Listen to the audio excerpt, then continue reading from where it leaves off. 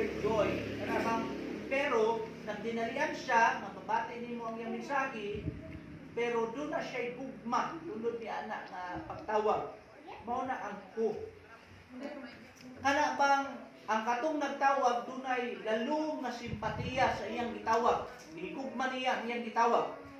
So pag mugamit ka og ko, everyone, kana mga kaigsunan, nagsulti nga ang matag usa nga maminaw gihigugma sa Ginoo sa iyang pagtawag o kining waters mga igsuon nga imong mabati, kining tubig, ingon baga niya dra, come to the waters.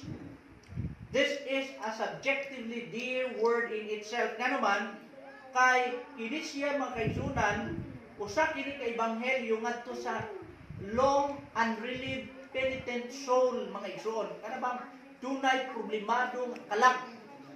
Unya kining mga tubig, duna kini 3 points. Number 1, it denotes moral forgiveness and as its consequent peace of mind. Kana bang ang Ginoo buot nga kanang mupahibalo nimo nga dunay kapasayloan.